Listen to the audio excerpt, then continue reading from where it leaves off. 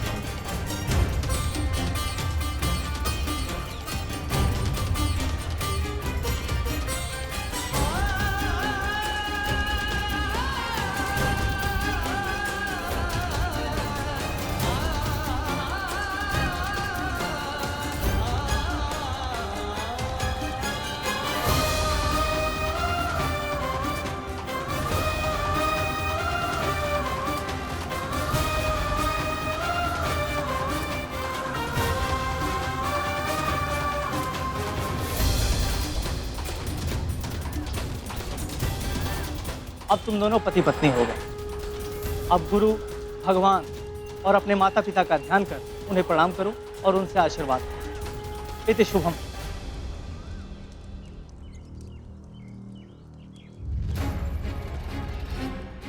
जिस रिश्ते में ट्रस्ट ना हो, कमजोर हो जाता है, टूट जाता है। इसलिए आज मैंने सारे शक मिटा दिए। अब लगता है तुम सच सुनने के लिए तैयार हो। मैं आज तुम्हारे सारे सवालों का जवाब दूंगा जो आज तक तुमने मुझसे पूछे।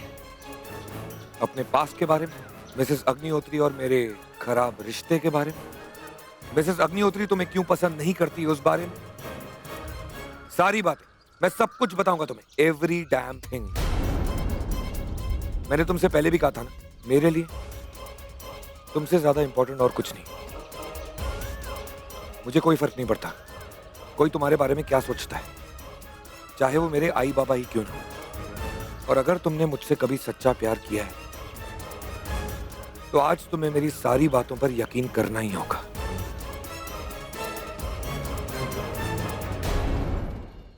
क्योंकि आज मेरी जिंदगी का फोकस सिर्फ तुम ही हो। और तुम जानती हो कि मैं कभी झूठ नहीं बोलता।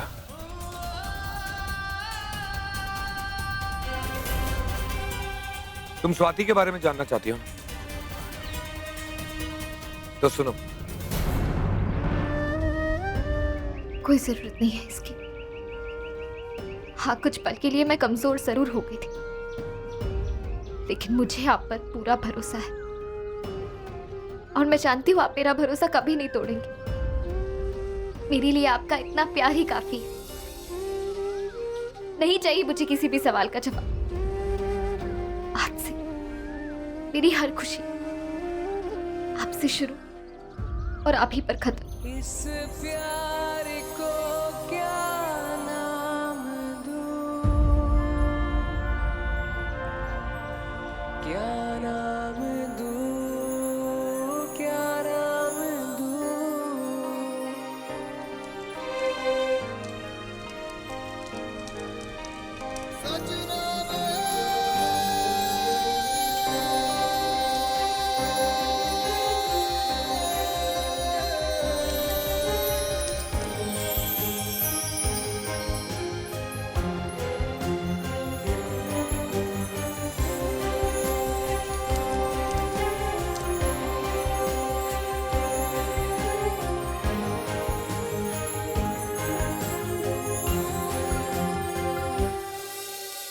आप ये रिश्ता नहीं तोड़ सकती, क्योंकि इस रिश्ते से मेरे बेटे की खुशियां जुड़ी हैं। आपकी पत्नी नहीं चाहती कि ये रिश्ता हो निरंजन जी।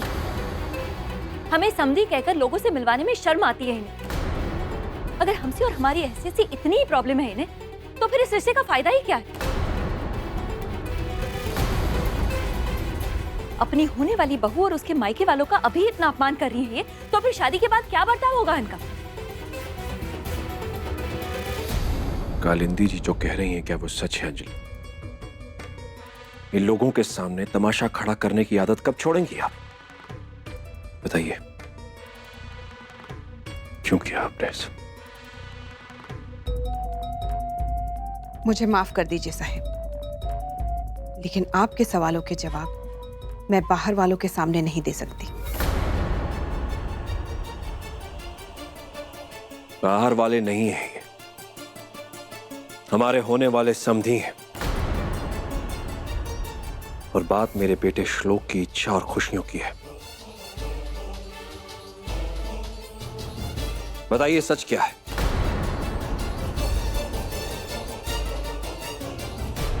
मुझे नहीं लगता कि आस्था हमारे परिवार की बहू बनने लायक है, क्योंकि उसमें समझ, सहनशीलता और सीखने की इच्छा ही नहीं है। मैंने बहुत कोशिश की उसे अपने परिवार के तौर तरीकों में ढालने की, पर नहीं। जो संस्कार मुझे मेरी सासूबाई से विरासत में मिले, उन्हें सहेज कर रखना और आने वाली पीढ़ी को सौंपना आस्था के बस की तो बात नहीं। अपनी होने वाली बहू से बहुत उम्मीद है आपको, लेकिन आपने तो पहले से ही ठान रखा है कि वो उन पर खरी नहीं उतरेगी। तो फिर मेरी बेटी का हाथ मांगने आप हमारे घर पर क्यों आए थे? हमने तो आपको नहीं बुलाया।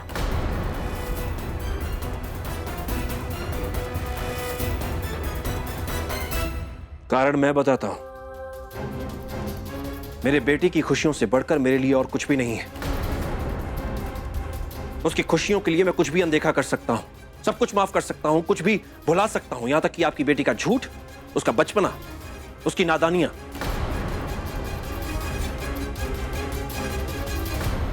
और वो जमीन की डील भी। अगर इस रिश्ते की वजह सिर्फ वो जमीन है निरंजन जी, माफ कीजिएगा, किसी भी कीमत पर हम ये रिश्ता नहीं करेंगे।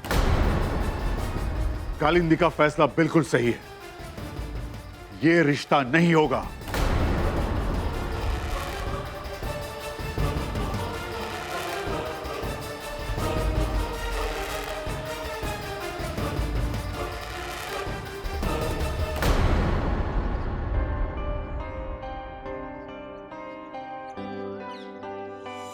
चुपके से आहिस्ता हो रहा हूँ लापता, उलझा सवालों में, अब तेरे ही ख्यालों में। कैसी ये चाहत है, रोके ये ना रुके, एक पल राहत है, धड़कन गवा चुके।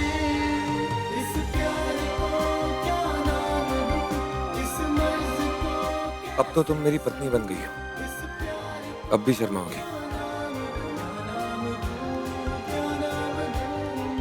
भगवान के नाम पे दे दो साहब।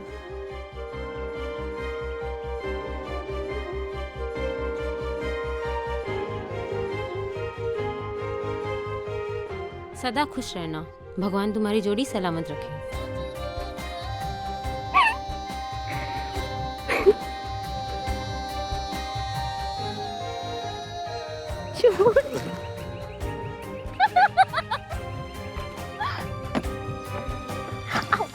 अरे आस्था, संभाल के, लगी तो नहीं ना?